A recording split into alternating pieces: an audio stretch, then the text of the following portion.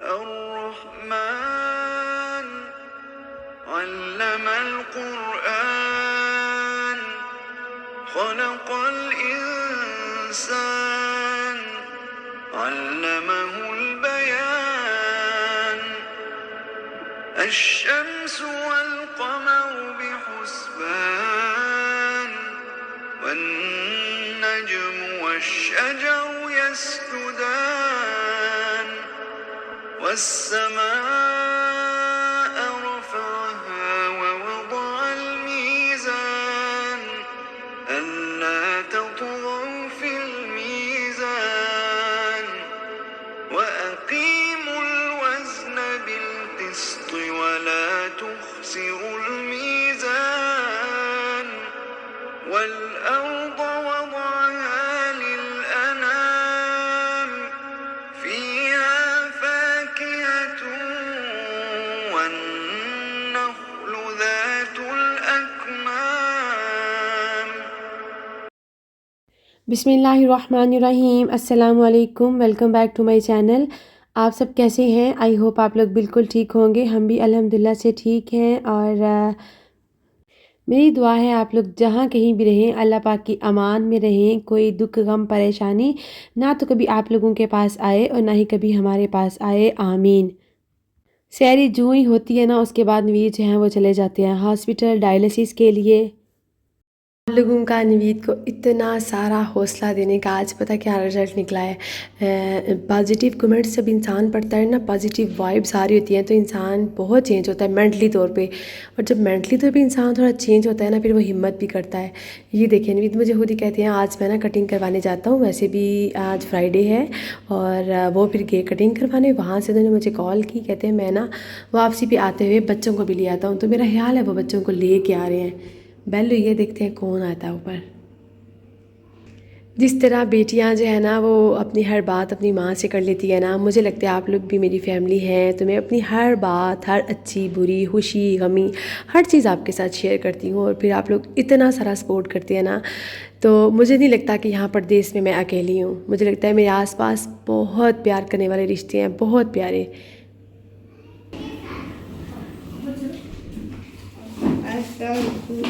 वालेकुम सलाम। तो डैडी भी गए थे आपको लेने? डैडी ने कहा मैं आ गए।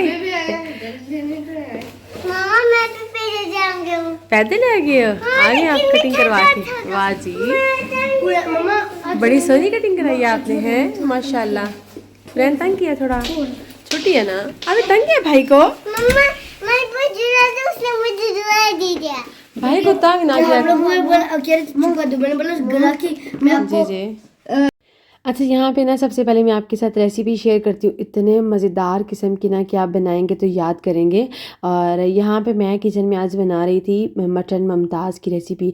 ये मुगलई किस्म का मटन है और बहुत ही क्विक बन जाने वाला बहुत ही मज़े की रेसिपी है, तो ज़रूर ट्राई कीजिएगा।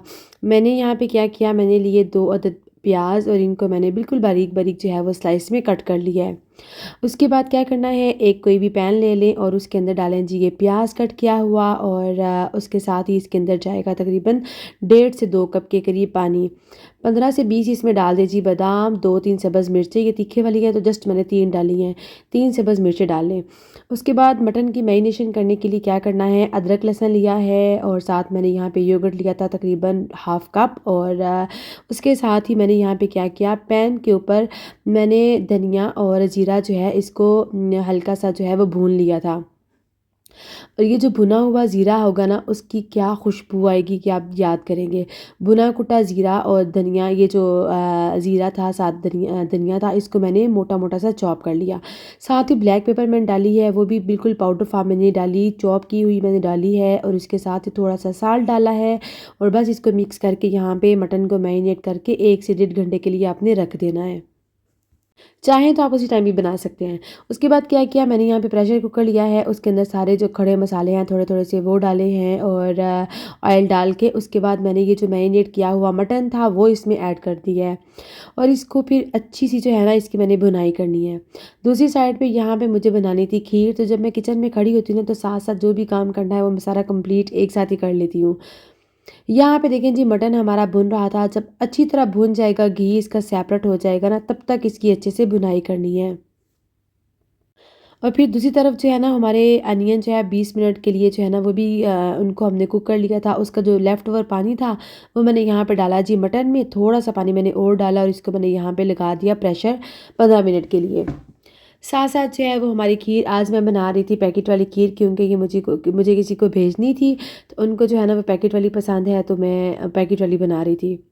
यहाँ पे देखें जी प्याज हमारे अच्छे से पक चुके थे, तो वो सारा मिक्सचर प्याज का बादाम छील लिए थे मैंने, सब्ज़ मिर्चें सारी, तो मैं यहाँ पे इसको बिल्कुल बारीक फाइन साइज़ का मैं पेस्ट बना लूँगी।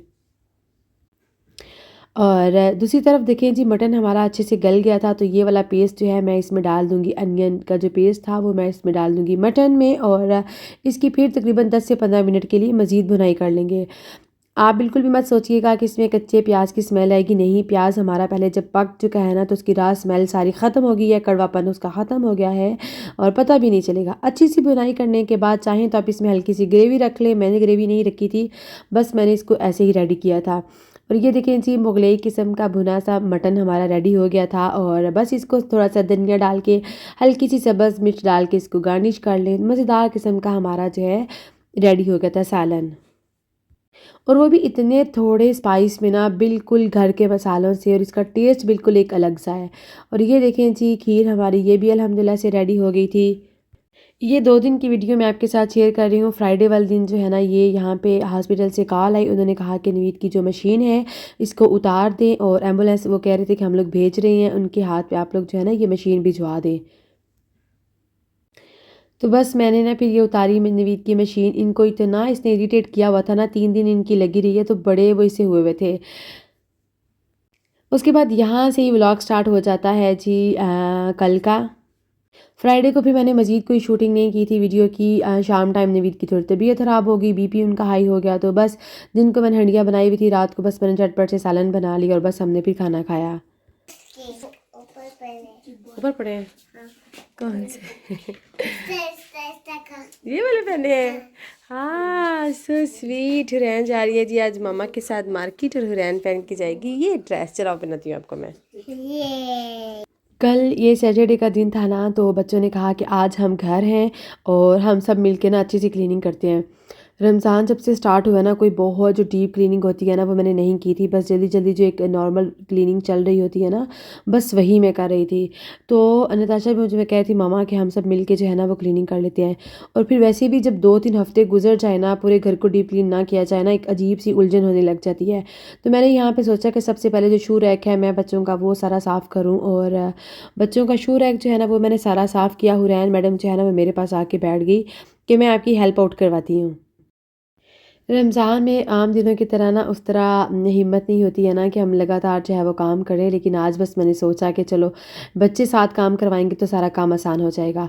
बस जल्दी जल्दी से ये देखें, हुरैन मैडम को मैंने बहुत मना किया कि आपने नए कपड़े पहने हैं, अभी आप रेडी हुए हो, पीछे हट जाओ। उसने कहा नहीं मामा मैं आपके साथ ही बैठ के जो है ना ये देखूँगी।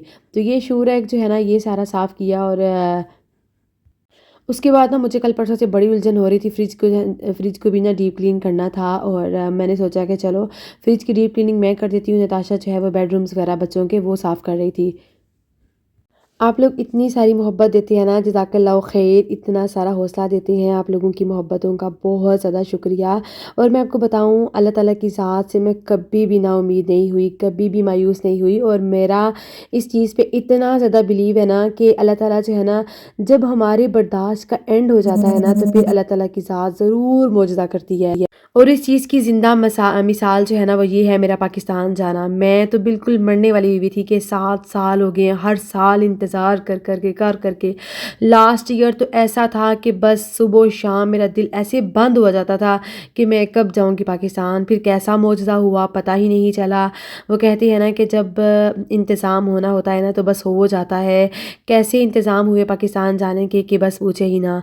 तो इसी चीज़ पे मेरा बिलीव है कि अब नवीद की बीमारी जो है ना, एक उन्हें उस बीमारी ने जो है ना उनका एंड कर दिया हुआ है, और उनकी बर्दाश्त जो है ना मुझे पता है वो ख़त्म होने से पहले पहले अल्लाह ताला की ज़ात ने ज़रूर एक और मुआज़ा करना है, तो वो ज़रूर जो है ना जल्दी से ट्रांसप्लांट की कॉल भी आ जाएगी इंशाल्लाह। ये नहीं हो सकता कि मेरा खुदा मुझे नवाज़े ना, ये कभी भी नहीं सोचना चाहिए। ज़िंदगी में अगर आप भी मसाइब व आलाम का शिकार है ना, परेशानियों ने आपको घेरा हुआ है, कभी-कभी घुटन महसूस होना, तो ये ज़रूर सोचिएगा कि अल्लाह ताला की ज़ात अपने प्यारों को आज़माती है और जब इंसान उस आज़माइश पे पूरा उतरता है, उसके बाद वो रब की ज़ात ऐसे नवाज़ती है कि बस। और जो हम उससे लगातार मांगते जाते हैं, कैसे हो सकता है कि वो ना नवाज़े? उसको तो अपने बंदों का मांगे जाना बहुत पसंद आता है। और वो रब की ज़ात तो खुद कहती है ना कि मेरे से मांग के इंसान मायूस नहीं होता, मेरे से मांगो मैं ज़रूर दूंगा। तो इंशाल्लाह अब सबकी दुआएं मेरे साथ हैं। इंशाल्लाह मुझे मेरा दिल कहता है कि इसी साल जो है ना, वो नवीद का ट्रांसप्लांट ज़रूर होगा। नवीद इंशाल्लाह पहले की तरह ठीक हो जाएंगे। एक माँ अपनी औलाद को कितना सा तकलीफ़ में देख सकती है, कितना सा। और एक माँ के बस में जितना होता है वो ज़रूर करती है, और वो रब तो 70 माँओं से बढ़ के प्यार करने वाला है अपने बंदे से, तो फिर वो कैसे मुझे महरूम रख सकता है। कभी कभार अल्लाह ताला को अपने बंदे का मांगे जाना बहुत पसंद आ रहा होता है। अल्लाह ताला कहता है कि ये बंदा मेरे से बार बार मांगे, और फिर वो ऐसा नवाजता है कि बस। तो मुझे उसकी ज़ात पे हमेशा से कामिल यकीन है। एक वही तो है जिसने आज तक मुझे गिरने नहीं दिया। कई सारी ऐसी चीज़ें थीं, कई सारे, मैं कहती हूँ ऐसा कुछ हुआ कि किसी ने कसर नहीं छोड़ी हमें गिराने में, लेकिन वो कहते हैं ना, गिराने वाले से बचाने वाला बहुत मज़बूत है। उस बचाने वाले की ज़ात पे ही मैंने सब कुछ छोड़ा हुआ है, और वही तो थाम के रखता है अपने बंदों को। बस हर चीज़ का एक वक्त होता है ना, और जब वक्त आ जाता है तो फिर पता ही नहीं चलता, फिर मोजज़े होते हैं और इंसान को नवाज दिया जाता है। आप लोग भी कभी भी ज़िंदगी के अंधेरों में ये मत सोचा करें कि मेरा खुदा हमें नवाज़ता क्यों नहीं है। वो ज़रूर नवाज़ता है, बस वक्त आने की देर होती है। आपके साथ बातों ही बातों में देखें जी, हमारी बच्चों की टीम के साथ जो है ना, हो गई थी डीप क्लीनिंग, और रात को भी नताशा ने मुझे कहा कि मामा मुझे यहाँ पे ना प्लीज़ आज अपने लिए बनाना है मिल्क शेक। और मैंने सोचा कि चलो सारे दिन के बच्चे थके भी हुए हैं, मैंने कहा चलो जो दिल है बना लो। तो फिर ना आइसक्रीम वो लेके आई हुई थी, तो उसको वनीला आइसक्रीम का शेक बहुत पसंद है, और साथ जो है ना ये बिस्कॉफ़ी उसमें डालती है, तो ये वाला फ्लेवर उसे बहुत ज़्यादा पसंद है। कुछ दिन पहले ना उसने यहाँ पे बनाया हुआ था चीहा मिसू, तो ये उसका लेफ़्ट ओवर मटीरियल पड़ा भी हुआ था, तो मैंने कहा चलो बना लो। तो ये यहाँ पे ना उसने बना लिया जी मज़ेदार किस्म का शेक, और उसने अपने लिए भी बनाया, साथ उसने अपने भाइयों के लिए भी बनाया। और ये बच्चों के लिए मैंने स्पेशल से जो है ना ये ग्लास भी ला के रखे हुए हैं कि जब भी कभी वो बनाएं तो फिर वो अच्छे से जो है ना उसको प्रेजेंट करके अच्छा सा उसको एंजॉय भी करें। बस ये थी जी मेरा आज का छोटा सा व्लॉग। आई होप आप लोगों ने एंजॉय किया होगा। बस यहाँ पे मैं चाहूँगी आप सबसे इजाज़त। चैनल पे न्यू है सब्सक्राइब ज़रूर कर दिया करें, वीडियो अच्छी लगे लाइक ज़रूर कर दिया करें। अपना और अपने प्यारों का रखिएगा बहुत सारा ख्याल। बहुत जल्द आपसे मुलाकात होगी नए व्लॉग के साथ, और अल्लाह हाफिज़। टेक केयर, फ़ी अमानिल्लाह।